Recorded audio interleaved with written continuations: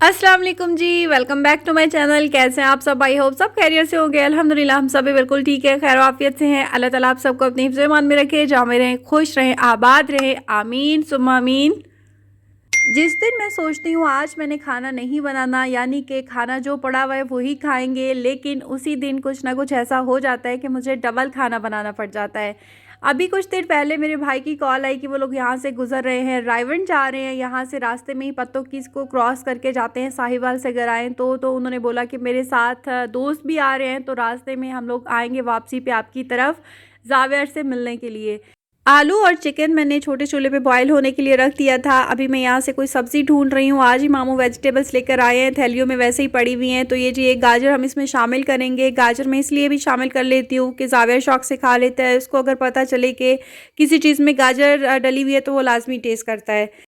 यहाँ पे मैंने एक अदद गाजर को कद्दूकश कर लिया है। आप भी ऐसे ही करें। ज़्यादा गाजरें अगर डालेंगे ना तो फिर वो बहुत मीठा मीठा सा टेस्ट आएगा। अगर गाजर बड़ी है तो हाफ़ डालें, अगर नॉर्मल साइज़ है तो एक ही बहुत होगी।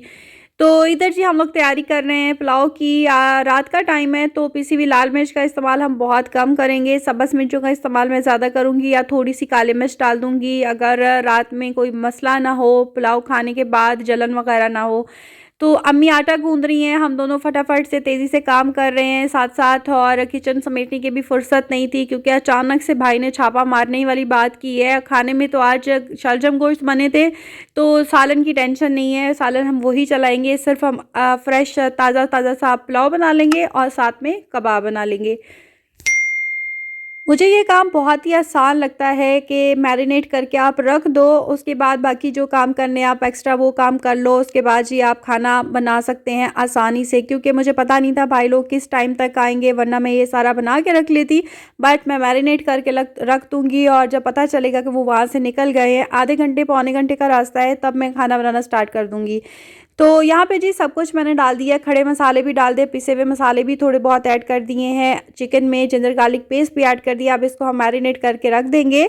ये बिरयानी नहीं है, ये चिकन पुलाव मैं बना रही हूँ, अंडा चिकन पुलाव आप इसको कह सकते हैं। इसको मैरिनेट करके मैं रख दूँगी, जब तक हम दूसरा काम कर लेंगे। हमारे आलू और चिकन भी बॉयल हो चुकी है, तो अब हम शामी कबाब बनाने की तैयारी कर लेते हैं। वैसे तो खाली आलू के कबाब भी बहुत शौक से खाए जाते हैं, लेकिन चिकन वॉश करते हुए मैंने उसमें से 3-4 बोनलेस चिकन के पीसेस निकाल के आलू के साथ ही डाल दिए थे, ताकि वो भी बॉयल हो जाए, चिकन का थोड़ा सा टेस्ट भी आ जाएगा।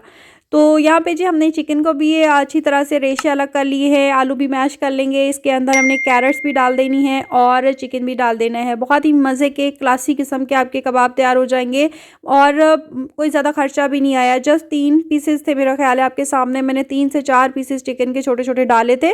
सिर्फ इससे टेस्ट आ जाएगा और ज़रा इंप्रेशन अच्छा पड़ जाएगा भी कि आलू के साथ चिकन भी था। और गाजर मैंने डाली जावियर के लिए। तो बस जी इसमें हम मसाले ऐड कर देंगे। ज़ीरा पाउडर मैंने ऐड किया है, धनिया पाउडर ऐड किया है, और साबुत ज़ीरा, साबुत धनिया, नमक, मिर्च, जो भी मसाले होते हैं वो सारे शामिल करके कोशिश करूँगी कि अगर मुझे लेमन मिल जाते हैं तो मैं 2 से 3 अदद लेमन भी इसके अंदर निचोड़ दूँगी। तो इससे बहुत ही अच्छा सा टेस्ट आ जाता है, हाज़मेदार से आपके आलू के कबाब बन जाते हैं। अगर आप 1 से 2 टेबलस्पून लेमन जूस के भी ऐड कर देते हैं तो। यहाँ पे जी सब्ज़ धनिया और सब्ज़ मिर्ची 1 से 2 अदद काट के मैंने डाल दी हैं, और लेमन जूस भी डाल दिया है। लेमन्स मिल गए थे मुझे, मरे मरे से ही थे, लेकिन मेरा गुजारा हो गया था। तो ये काम भी हमारा हो गया है, और कोई मुश्किल नहीं, कोई टाइम नहीं लगा, बिल्कुल आसानी से मैंने सारे काम कर लिए हैं। अब बस मुझे उनका वेट है कि वो लोग आ जाए, मेरा काम तो हो चुका था। जबकि मैं तो परेशान हो रही थी कि मैं कैसे खाना बनाऊंगी, अभी वो लोग पहुंच जाएंगे, लेकिन ऐसा कुछ भी नहीं हुआ। झटपट से सारा कुछ रेडी हो गया, क्योंकि सालन की तो टेंशन नहीं थी, वो बना हुआ था। मीठे में मैंने कुछ बनाया नहीं, उन्होंने बोला था वो गुड़ वाली चाय पियेंगे, और बाकी बस खाने में राइस थे और ये वाला बाकी चीज़ें मेरे पास इतनी ज़्यादा कोई अवेलेबल भी नहीं थी घर पे। और इस टाइम पे आपको पता है कि गाँव में से कुछ भी नहीं मिलता, 8 बजे के बाद शॉप्स क्लोज़ हो जाती हैं। तो जी उनका मैसेज आ गया था कि वो वहाँ से निकल रहे हैं, तो मैंने अपनी आसानी के लिए सब कुछ मैरिनेट करके रख दिया था। अब जैसे ही मुझे पता चला मैंने प्याज फ्राई किया और इसके अंदर सब कुछ डाल दिया। अब बस अगर ज़रूरत पड़ेगी तो नमक की पड़ेगी, अगर वो कम हो तो वो हम ऐड कर देंगे। बाकी हमने इसको भुनाई कर लेनी है अच्छी तरह से और फिर इस पे पानी शामिल कर देना है। यकीन जानिए बहुत ही जल्दी तैयार हो जाता है आपके राइस। अगर आप इस तरह से अपने घर में खुद के लिए भी बनाते हैं ना तो आपको बहुत ज़्यादा पसंद आएंगे। इनका टेस्ट डिफरेंट ही था, जिसने भी खाए उसी ने बोला कि बहुत ही मज़े के बने हैं। तो या जी पानी ऐड कर दिया है मैंने, 3 ग्लास मेरे चावल थे तो मैंने 5 ग्लास ऐड किया है। नॉर्मली अगर जितने चावल होते हैं उतने ही पानी ऐड करते हैं, बट मैंने आधा घंटा पहले भिगो के रखे थे चावल तो मैंने 1 ग्लास कम शामिल किया है।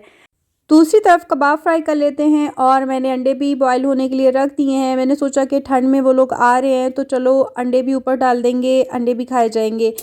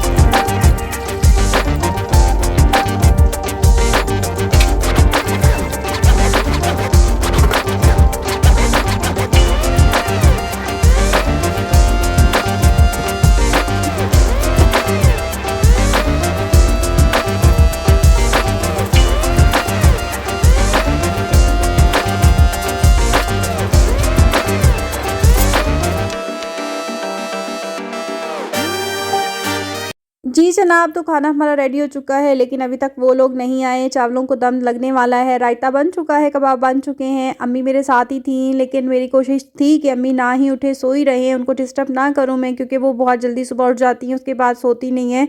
लेकिन ऐसा कैसे हो सकता था कि किचन में मैं काम करूं और धड़ल धड़ल की आवाज़ें ना आए। खैर जी, पुलाव हमारा आखिरी मराहल पे था, दम लगाने का टाइम आ चुका था। लेकिन आपने अगर पुलाव में अंडे शामिल करने हैं तो बॉयल करने के बाद उनको थोड़ा सा दोनों तरफ से गोल्डन करना होता है, ब्राउन करना होता है, यानी कि आपने फ्राई करना है।